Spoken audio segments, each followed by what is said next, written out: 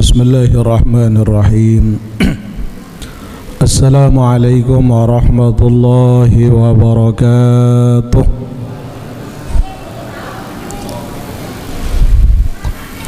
Alhamdulillahi wa kafa. Wassalatu wassalamu ala rasulihil mustafa wa ala alihi wa sahbihi min ahli sidqi wal wafa. Qala subhanaka la ilma lana illa ma 'allamtana innaka antal alimul hakim. Wa la hawla wa la quwwata illa billahil aliyyil azim. Amma ba'du. Hadratil mukarramin, segenap panitia dan takmir Masjid Al-Amin yang kami hormati, tokoh agama, tokoh masyarakat, wabil khusus Bapak Ibu, para muhibbin, para pecinta ilmu yang mudah-mudahan Allah berikan kepada kita ilmu yang barakah. Allah sehatkan jasmani dan rohani kita, Allah bimbing kita di jalannya, dan mudah-mudahan kelak kita bersama dengan Nabi Muhammad sallallahu alaihi wasallam di dalam syurga. Amin ya rabbal alamin. Bapak Ibu sehat? Alhamdulillah wa syukrulillah. Saat ini kita berada dalam momentum Maulid Nabi Muhammad sallallahu alaihi wasallam. Kita cinta kepada beliau dan kita sayang kepada beliau. Namun kecintaan dan kasih sayang kita yang kita sampaikan kepada Nabi Muhammad sallallahu alaihi wasallam tidak akan mampu menandingi kasih sayang dan cinta beliau kepada kita semua. Yang sering kita peringati kelahirannya bukanlah manusia biasa. Yang kita peringati maulidnya tidaklah seorang nabi yang biasa sebagaimana rasul-rasul yang lain. Seperti kesaksian daripada seorang bidan yang mendampingi Aminah saat dilahirkan Nabi Muhammad sallallahu alaihi wasallam.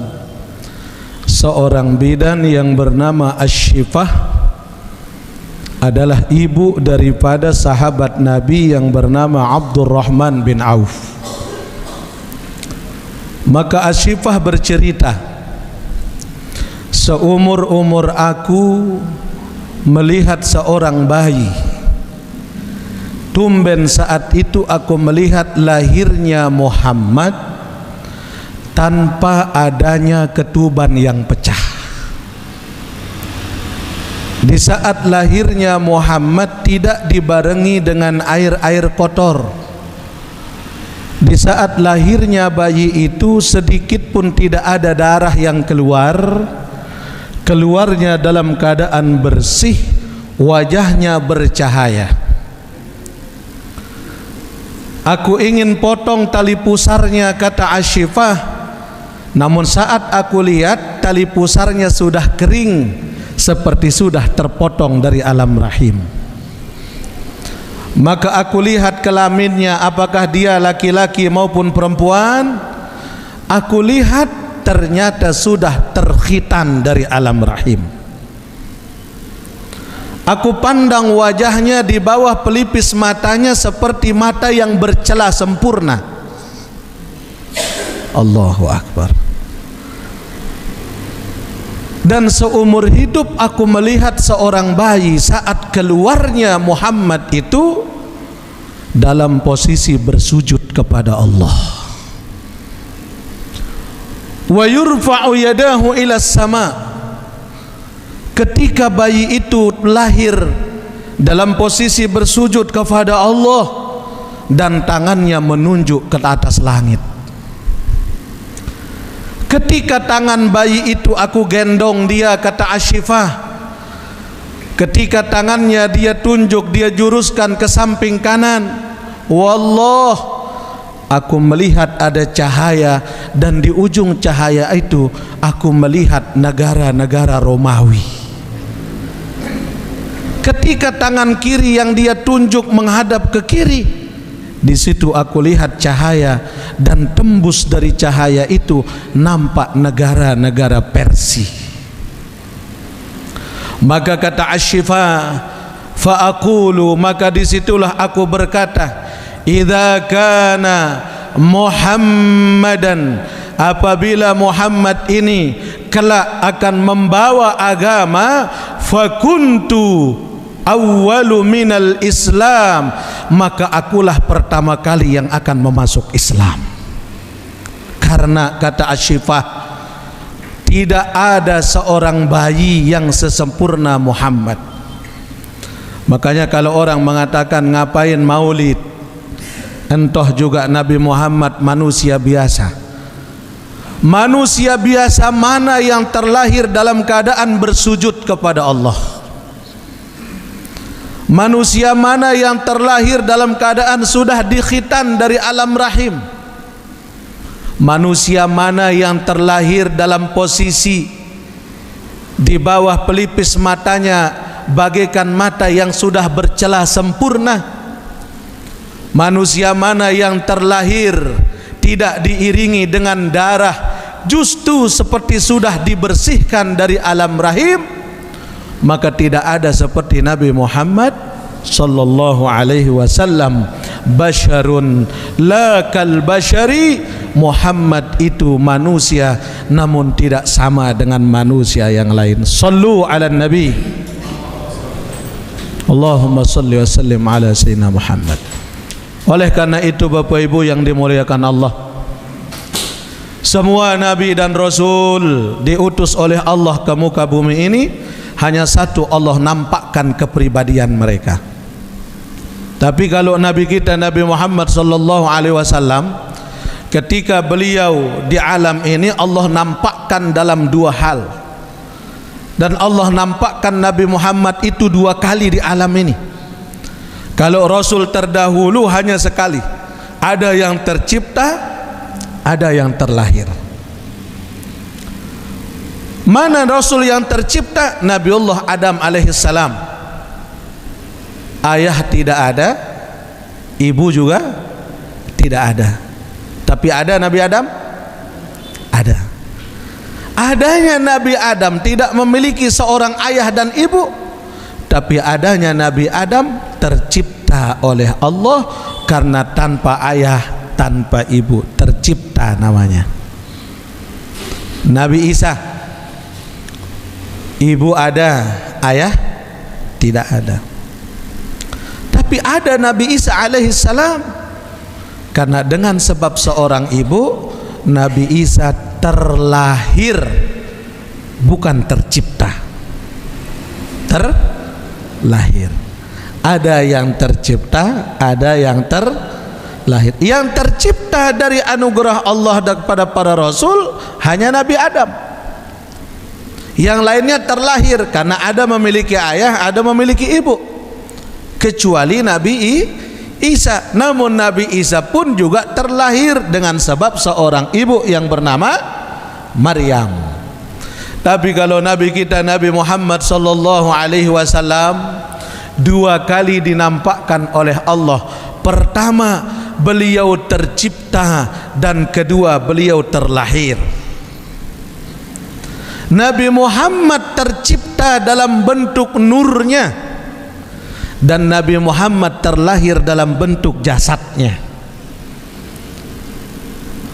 Makanya Nabi Muhammad itu Bapak Ibu, dia tercipta oleh Allah dalam bentuk nur.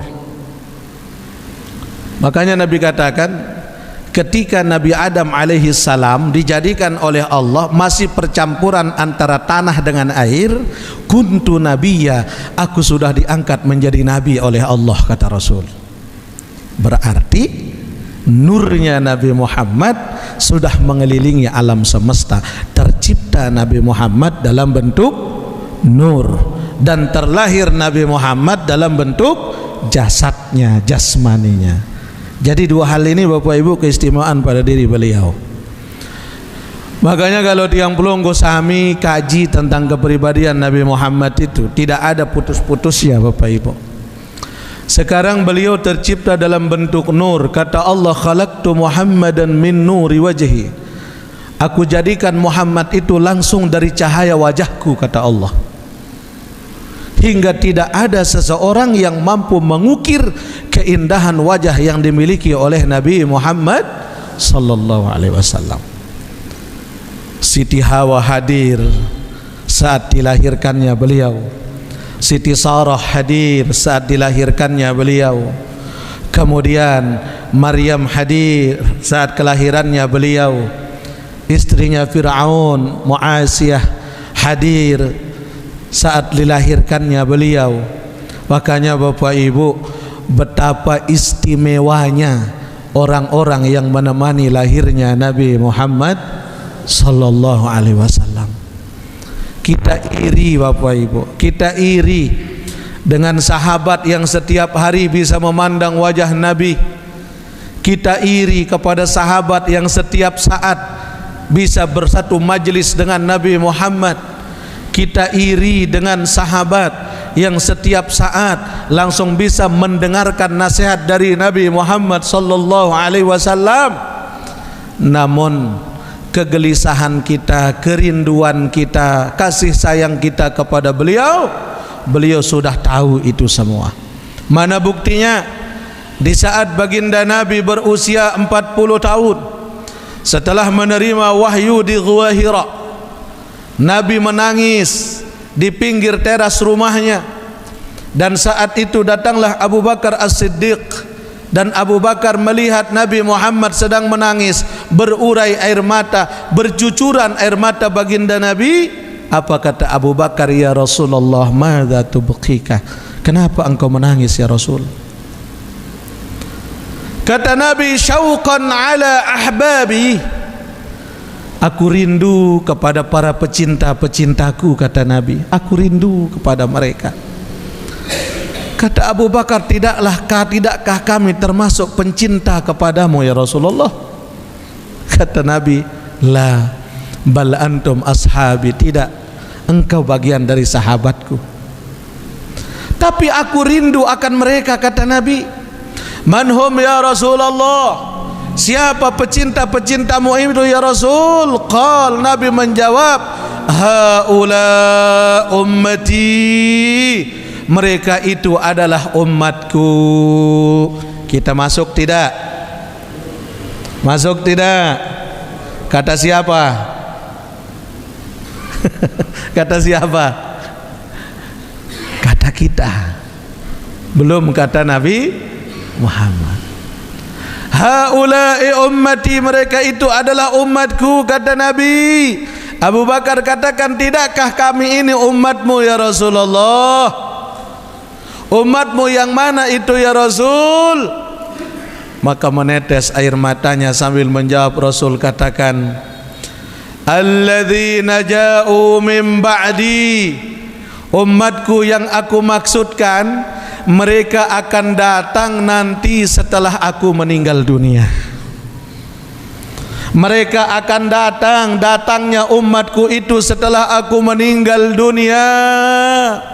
Lam yarawni wa amana bi. Mereka tidak pernah melihat aku Abu Bakar, tapi mereka beriman kepadaku. Mudah-mudahan kita masuk di sini, amin. Mereka tidak pernah berjumpa dengan aku, mereka tidak pernah mendengar nasihatku. Namun meskipun mereka tidak pernah melihat wajahku, namun kata Nabi sallallahu alaihi wasallam, mereka yakin, mereka beriman kepadaku. Mereka yang aku rindukan, kata Rasul sallallahu alaihi. Kita rindu kepada Nabi Muhammad, rindu tidak? Tapi ribuan tahun Nabi Muhammad sudah lebih dulu merindukan kita. Kita sayang kepada Nabi Muhammad. Siapa orang-orang yang disebutkan oleh baginda Nabi, yang dirindukan oleh baginda Nabi? Mereka datang sesudahku, beriman kepadaku, mereka taat dengan sunnahku, bahkan mereka menangis merindukanku di saat menyebut namaku disebut di hadapan mereka. Ya Allah, Bapak Ibu, rugi seseorang yang ketika disebut nama Nabi Muhammad namun tidak ada kerinduan di dalam hati mereka. Rugi seseorang ketika disebutkan sholawat kepada mereka namun tidak pernah sampai meneteskan air mata kerinduan kepada Nabi Muhammad sallallahu alaihi wasallam. Darak guna entah Bapak Ibu aku diri cinta jok Nabi Muhammad namun sedikit pun tidak ada kerinduan dalam hati kita. Coba Bapak Ibu yang dimuliakan Allah, sekarang tiang mau nanya sama pelunggu, andaikan Nabi Muhammad ada di hadapan kita malam ini, andaikan di majelis ini Rasulullah hadir di tengah-tengah kita, duduk satu majelis bersama kita, kira-kira apa yang akan kita sampaikan kepada beliau? Nabi ya ta'uni li Rasulullah Ibu. Ya Allah, Allahumma sholli ala sayyidina Muhammad. Allahumma sholli. Apa yang akan kita sampaikan kepada beliau? Malu kita sebut solawat kita belum ada apa-apanya. Malu kita sebut qiyamul lail kita belum seberapa. Malu kita sebut sedekah kita di depan Nabi sementara Nabi Muhammad tidak ada yang disimpan keuangan di dalam rumahnya dihabiskan untuk bersedekah. Sebaik apa perilaku kita sebut di depan Nabi Muhammad, tidak ada apa-apanya kita di hadapan beliau. Allahumma sholli ala Sayyidina Muhammad. Bapak Ibu yang dimuliakan Allah, hanya air mata kerinduan yang mampu kita sampaikan kepada beliau. Hanya tangisan kerinduan yang akan kita sampaikan kepada beliau. Bahkan ketika kita berada di samping orang yang kita cinta, lamun teketuan itu apa milik daun teketuan, kita tidak akan mampu berkata apa-apa. Kenapa? Karena saking bahagianya kita berada di sampingnya, apalagi di samping Nabi Muhammad. Anta syamsun anta badrun anta nurun fawqa nuri anta iksiru wa ghali anta misbahus suduri ya Nabi salam ya Rasul salam alam ya Habib salam alaika salawatullah ala ya Habibi ya Muhammad ya Rusal khaqaini ya Muayyad ya Mumajjad ya Imam al-Qiblataini ya Nabi salam ya Rasul salam ya Habib salam salawatullah Allahumma salli wa sallim wa barik alaih. Maka sehingga di dalam Al-Quran Allah subhanahu wa ta'ala mengatakan, laqad kana lakum fi rasulillahi uswatun hasanah. Ayat ini sering dibaca oleh para tuan guru kita setiap ceramah tentang maulid baginda Nabi. Namun ayat ini tidak hanya dalam bulan maulid kita baca Bapak Ibu. Dalam setiap keseharian kita, dalam setiap kondisi dan keadaan kita, Nabi Muhammad adalah contoh pertama bagi kita. Telah nampak, kata Allah, dalam diri Rasulullah itu adalah ikutan terbaik bagi kalian. Maka siapa disebutkan oleh Allah dalam ayat ini? Ada 3 golongan yang dimaksudkan oleh Allah. Siapa? Liman kana yarjullaha wal yawmal akhir wa dzakarallaha katsira. Siapa golongan yang dimaksudkan oleh Allah dalam ayat ini? Yang mampu memetik hikmah, yang mampu mengambil tauladan pelajaran dalam diri Nabi Muhammad. Pertama, liman kana yarjullah, mereka yang selalu dalam hidupnya hanya mengharapkan redha Allah, bukan redhonya manusia. Karena kalau kita mengambil ridho dari manusia, Bapak Ibu, ghayatun la tudrak, kata Nabi, adalah suatu keinginan yang mustahil untuk kita bisa dapatkan. Karena sebaik-baik manusia, ada orang yang cinta, pasti ada pula orang yang benci. Betul tidak? Okay. Sebaik-baik manusia, tuan guru sekalipun, banyak yang cinta, banyak pula yang benci. Bupati, gubernur, banyak yang cinta pada mereka, banyak pula yang benci bagi mereka. Karena mencari ridho manusia ghayatun la tudrak, suatu keinginan yang mustahil kita akan bisa capai itu.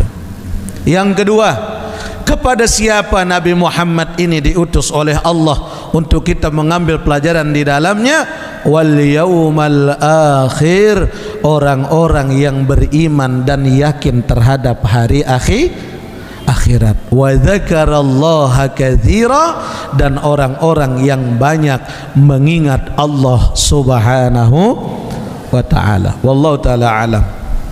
Hadirin ma'asyiral muslimin rahimakumullah.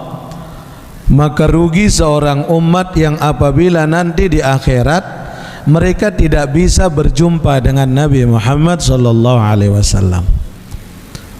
Itulah orang yang paling rugi.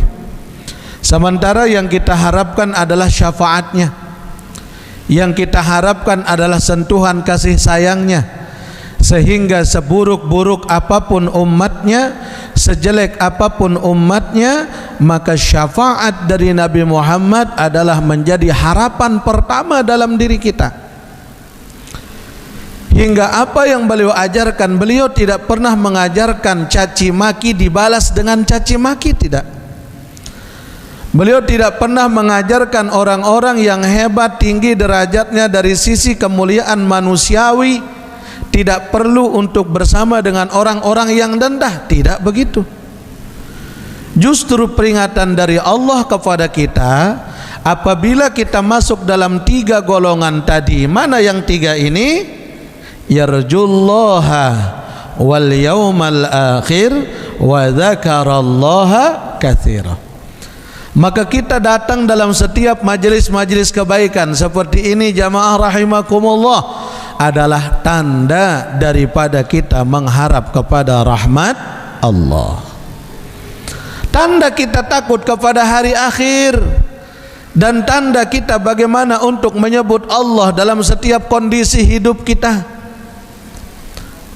Hingga Imam Ghazali ditanya oleh muridnya, wahai guruku, apakah ketika aku berzikir menyebut Allah Subhanahu wa ta'ala, apakah boleh ketika aku serahkan diriku hanya dengan zikir dan aku tidak bekerja?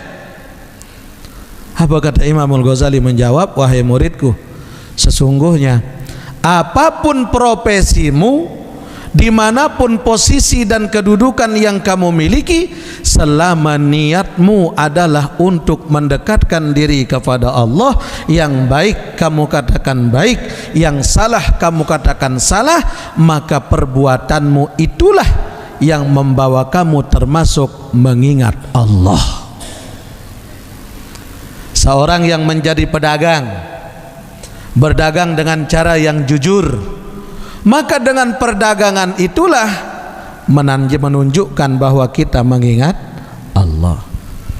Seorang penegak hukum yang benar dibenarkan, yang salah disalahkan, tidak menjual hukum dengan apa yang mereka inginkan, maka dengan menegakkan kebaikan dan kebenaran dalam profesi yang mereka punya, maka dengan itulah mereka berzikir kepada Allah. Jadi Bapak Ibu, tidak hanya berzikir itu dengan kita menyebut Allah, Allah, Allah saja. Namun kita hadir malam ini dalam majelis ilmu pun termasuk bagian daripada wa dzakarallaha katsira, banyak mengingat Allah. Nah jamaah rahimana wa iyyakumullah, berbicara tentang kepribadian diri Nabi sallallahu alaihi wasallam, maka setiap kita memperingati Maulid itu ada dua hal yang perlu kita angkat. Apa? Yang pertama, kepribadian baginda Nabi, dan yang kedua, satu hal yang dipuji oleh Allah pada diri Nabi Muhammad di dalam Al-Quran, yaitu akhlaknya Nabi.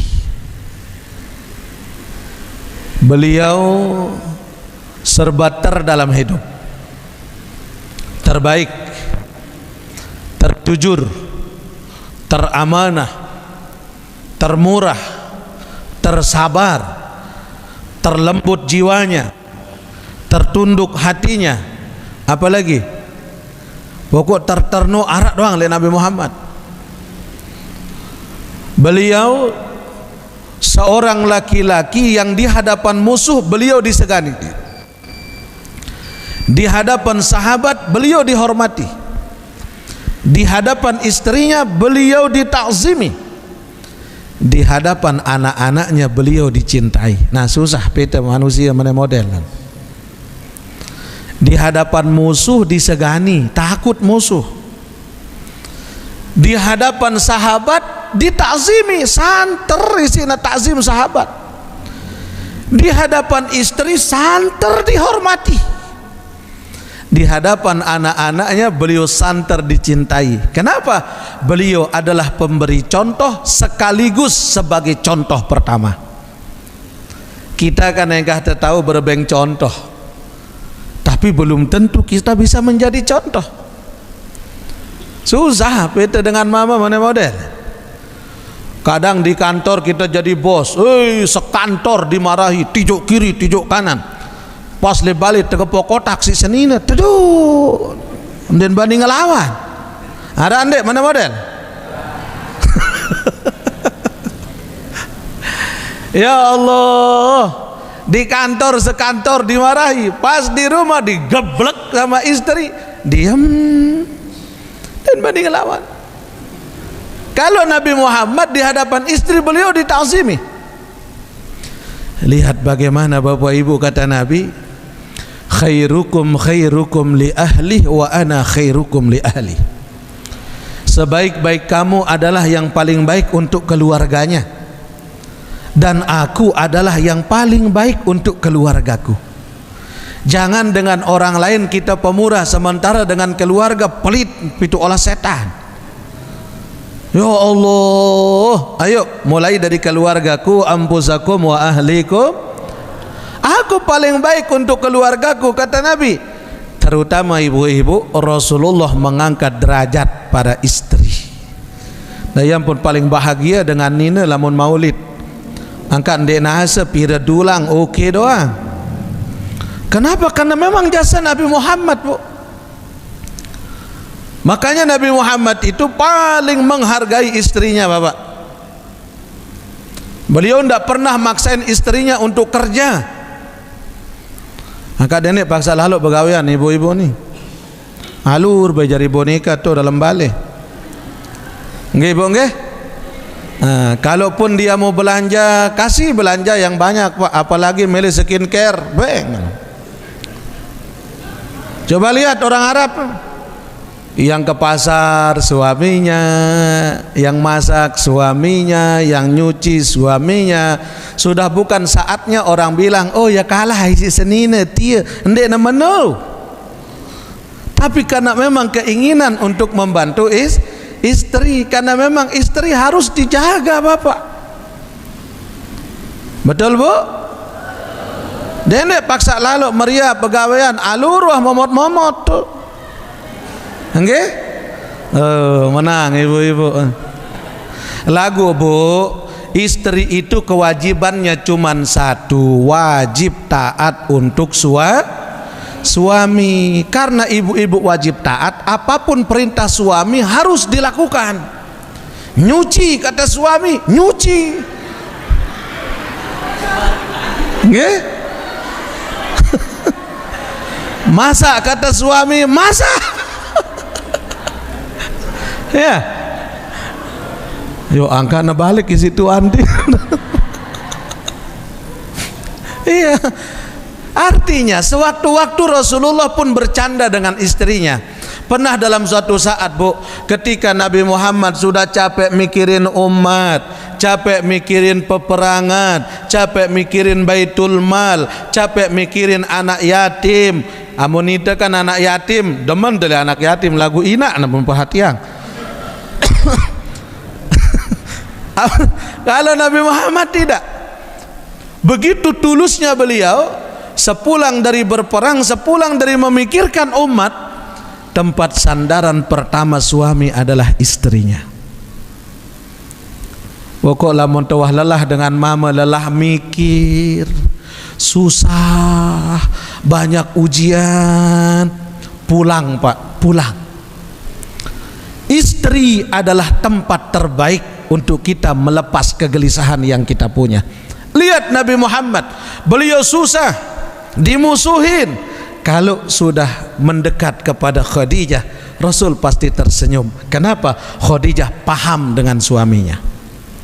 Ketika Nabi masuk ke rumah, apa kata Khadijah? Faddal ya habibi wa ruhi. Silahkan wahai suamiku, wahai ruhku, apa yang engkau mau. Rasulullah tertidur di pangkuan istrinya Khadijah, disiapkan oleh Khadijah tanpa alas apapun. Rasulullah tidur di atas pahanya Khadijah binti Khuwailid. Harap menonton, Bapak.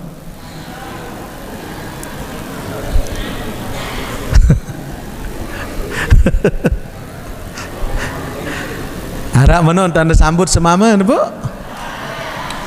Oh, dia mau marah Khadijah. Ketika Nabi tidur di atas pangkuannya Khadijah, Khadijah tahu bahwa suaminya kecapean. Dipegang kepalanya Rasul, dicabut ubannya Rasul, dihitung ubannya Rasul sallallahu alaihi wasallam oleh Khadijah. Tiba-tiba melihat keningnya Nabi sallallahu alaihi wasallam, Khadijah bercucuran air matanya, menangisi suaminya. Tiba-tiba air mata Khadijah jatuh di atas pipi Rasulullah sallallahu alaihi wasallam. Rasul terbangun dari tidurnya. Apa kata Nabi? Madza tabqika ya Khadijah? Kenapa kamu nangis, Khadijah? Apa kamu nyesal menikah dengan saya? Kata Khadijah, tidak ya Rasulullah. Justru aku adalah perempuan paling bahagia sedunia, bisa dibimbing oleh engkau ya Rasulullah. Lalu apa yang membuat kamu menangis? Apa kata Khadijah, Bu? Ya Rasul, aku kasihan melihat perjuanganmu, duhai suamiku.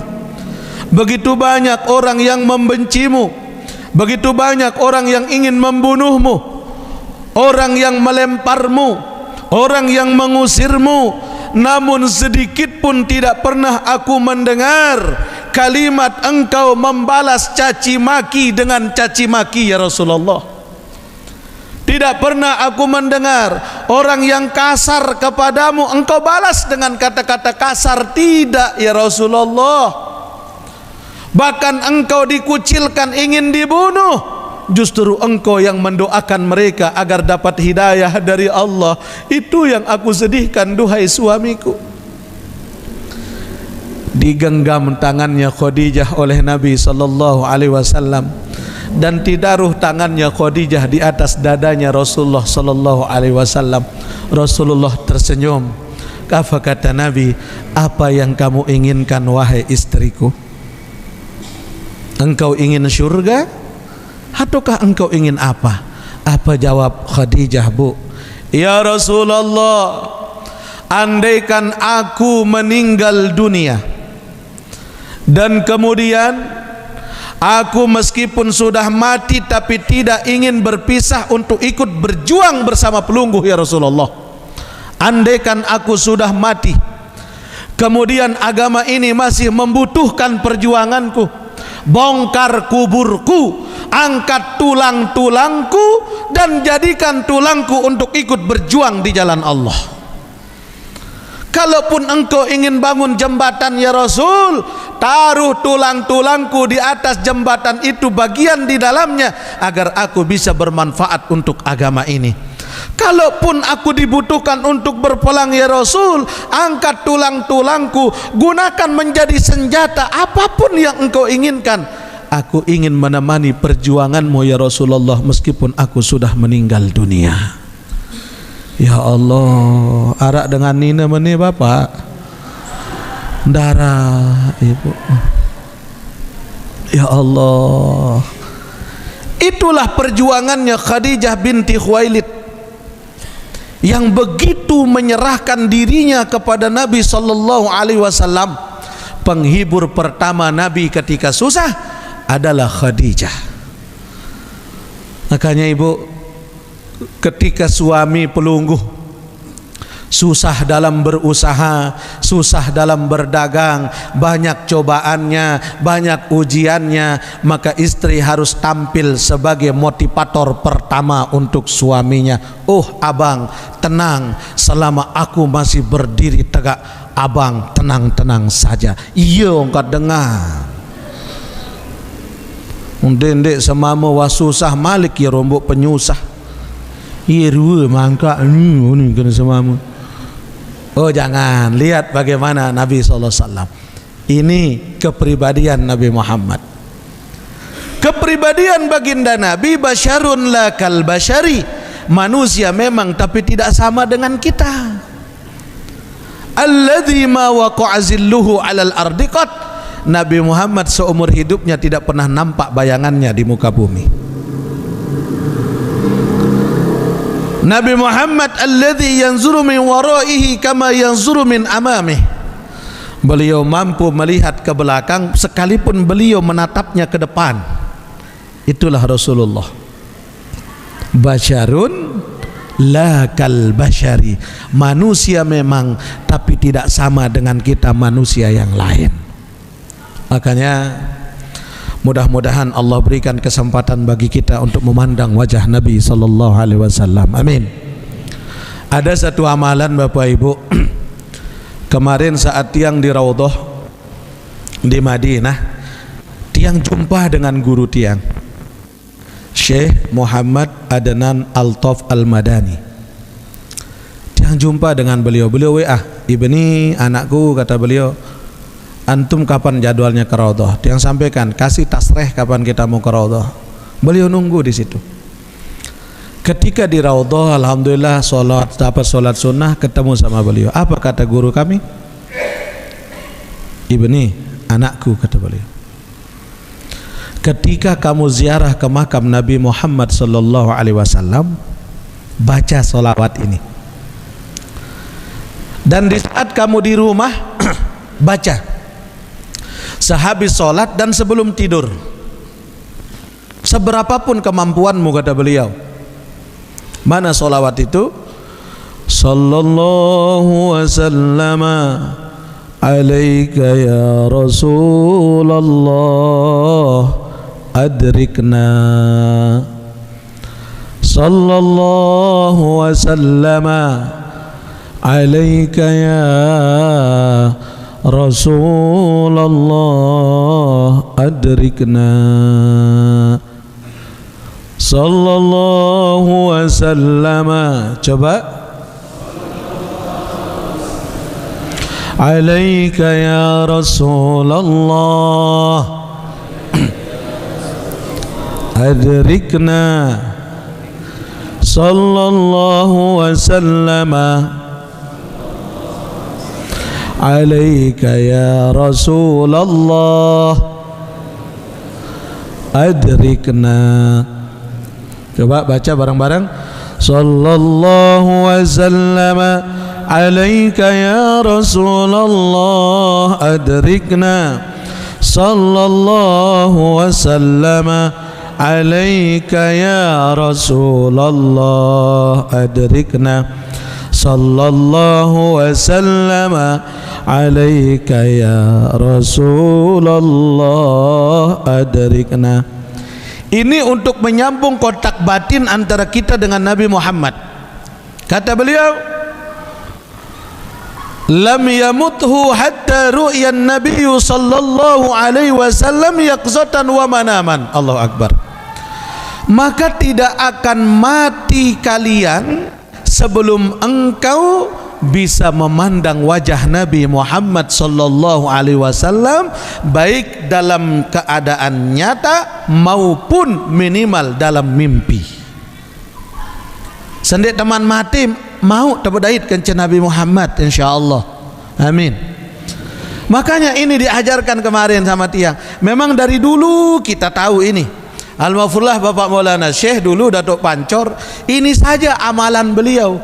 Bahkan beliau punya toko namanya Adrikna. Apa Adrikna ini? Bimbing aku ya Rasulullah, temani kesendirianku ya Rasulullah, setiap keadaanku temani aku ya Rasulullah. Adrikna. Sallallahu wasallam alaika ya Rasulullah adrikna. Sallallahu wasallam alaika ya Rasulullah adrikna.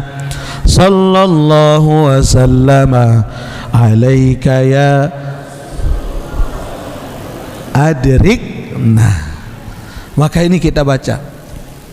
Alhamdulillah ini yang dapat beliau di tempat yang mulia, di tempat yang diijabah segala doa. Dan alhamdulillah hari ini tiang berikan kepada pelunggu agar guru-guru tiang pun mendapatkan keberkahan dan tiang pun juga mendapatkan keberkahan. Ajarkan kepada keluarga kita, ajarkan kepada anak-anak kita agar keberkahan dari Nabi Muhammad tetap mengalir untuk kita semua. Amin ya rabbal. Amalkan ini, ajarkan kepada keluarga semuanya. Nah, kemudian ketika kita melihat bagaimana akhlaknya Nabi sallallahu alaihi wasallam, kata Aisyah, wa kana khuluquhu al-Qur'an. Akhlak Nabi Muhammad itu adalah Al-Qur'an. Hingga ulama tafsir menyebutkan Nabi Muhammad adalah terjemahan hidup Al-Qur'an. Nabi Muhammad itu adalah terjemahan hidupnya Al-Qur'anul Karim. Kalau kita ingin melihat sifat-sifat yang ada di dalam Al-Quran yang diajarkan oleh Allah, ada dalam diri beliau. Parasnya, dadanya, punggungnya, diangkat derajatnya sampai lengkap. Allah sebutkan dalam Al-Quran, alam nashrah laka sadrak wa wada'na anka wizrak alladhi anqada dhahrak wa rafa'na laka dzikrak. Begitu mulianya Nabi Muhammad, sampai rentetan ayat-ayat dalam Al-Quran Allah memuji kepadanya. Wa innaka la'ala khuluqin azim. Dalam dirimu Muhammad, kata Allah, ada akhlak yang sangat agung. Ulama tafsir mengatakan kata-kata azim lebih tinggi derajatnya daripada karim, lebih tinggi lagi daripada rahim, menunjukkan akhlaknya Nabi Muhammad sallallahu alaihi wasallam tidak ada yang mampu menandingi kebaikan beliau. Kerendahan hatinya ketika berjamaah dengan sahabat, apa kata Abu Bakar? Ya Rasulullah, anta imam. Tidak, kata Nabi, engkau Abu Bakar imam. Tidak ya Rasul, kata Abu Bakar, selama pelunggu ada maka tidak mungkin aku jadi imam. Maka jadi imam Rasul sallallahu alaihi wasallam. Ketika sholat asar, dalam rakaat ketiga tiba-tiba Nabi Muhammad tersungkur dalam rukuknya, jatuh Rasulullah, pucat wajahnya. Ketika selesai salam, Abu Bakar langsung maju mendekati beliau. Ya Rasulullah, engkau sakit ya Rasul? Tidak, kata Nabi. Tapi keluar keringat dinginmu ya Rasulullah. Enggak, Abu Bakar, biasa saja. Kemudian dengan diam Rasulullah seolah-olah pergi ke kamar mandi, pergi ke hammam tempat wudhu. Abu Bakar mengikuti beliau dari arah belakangnya. Ketika tidak sadar baginda Nabi angkat jubahnya, Abu Bakar melihat ternyata Rasulullah Sallallahu Alaihi Wasallam mengikat perutnya dengan ikat pinggang, dan di balik ikat pinggang itu ada batu yang mengganjal perutnya Nabi. Menangis Abu Bakar, ya Rasulullah, apa engkau lapar ya Rasul? Iya, kata Rasul sambil tersenyum. Engkau lapar ya Rasulullah? Iya Abu Bakar, 3 hari aku tidak makan dan minum, kata Nabi. Kata Abu Bakar, kenapa ya Rasul?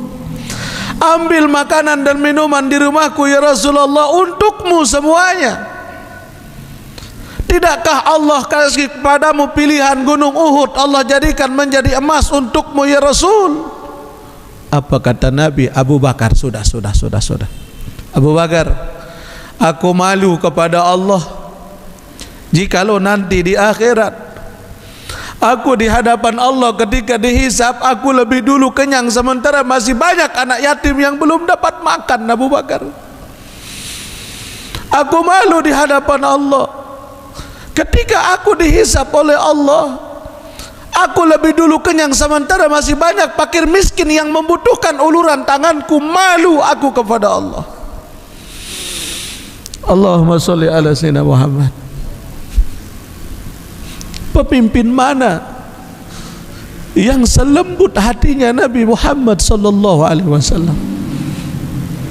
Ketika tidak ada makanan di rumahnya, Nabi sampaikan, ya Aisyah, kalau tidak ada makanan tidak apa-apa, kita puasa. Allahu Akbar. Wa kana khuluquhu Al-Quran. Akhlak Nabi Muhammad itu adalah Al-Quran. Makanya Bapak Ibu, kerinduan ini semakin sering kita datang ke makamnya Nabi, semakin bertambah rasa rindu di hati kita. Berat rasa kaki untuk berjauhan dengan Nabi Muhammad. Siapapun kita berat rasanya, Bu.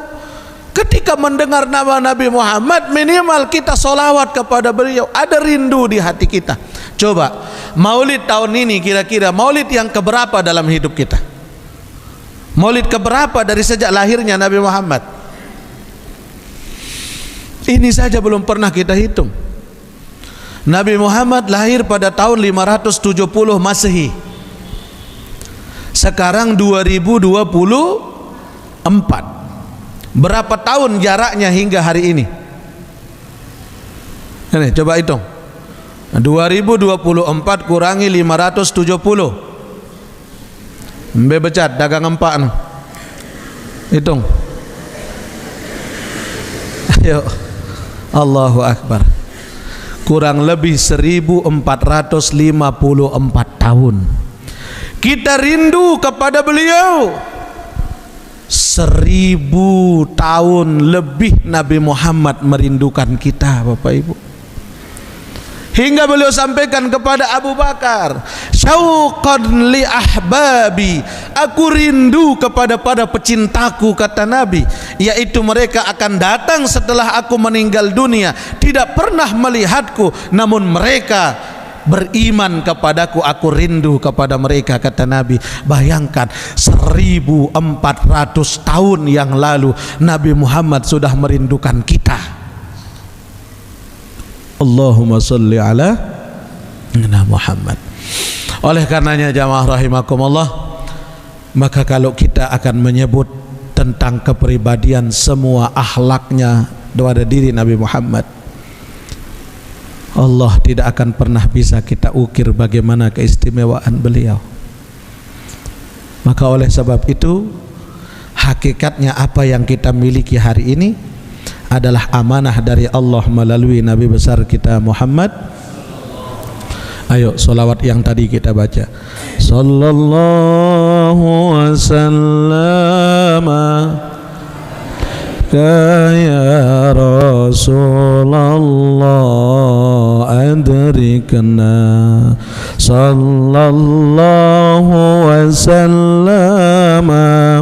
عليك يا رسول الله أدركنا صلى الله وسلم عليك يا رسول الله أدركنا صلى الله وسلم عليك يا رسول الله أدركنا صلى الله وسلم عليك يا رسول الله أدركنا صلى الله وسلم عليك يا رسول الله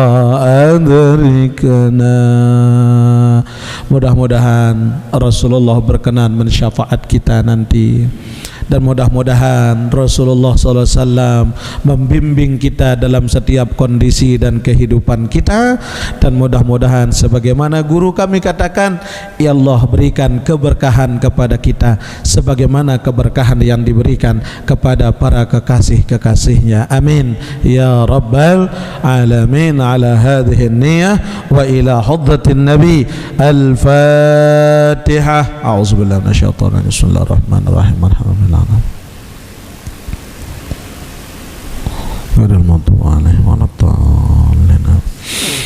أعوذ بالله من الشيطان الرجيم. بسم الله الرحمن الرحيم. الحمد لله رب العالمين، والصلاة والسلام على أشرف المرسلين سيدنا محمد وعلى آله وصحبه أجمعين. اللهم ارزقنا العلم والصدق واليقين والعمل الإخلاص والاستقامة وحسن الخاتمة بجاه سيدنا محمد صلى الله عليه وسلم. اللهم ارزقنا شفاعة النبي صلى الله عليه وسلم، وارزقنا رؤية النبي صلى الله عليه وسلم يقظة ومناما يا رب العالمين. ربنا ظلمنا أنفسنا وإن لم تغفر لنا وترحمنا لنكونن من الخاسرين. ربنا آتنا في الدنيا حسنة وفي الآخرة حسنة وقنا عذاب النار. وصلى الله على نبينا محمد وعلى آله وصحبه وسلم، والحمد لله رب العالمين. الفاتحة.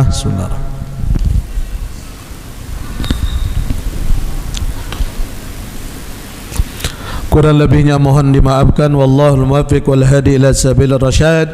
Assalamualaikum warahmatullahi wabarakatuh.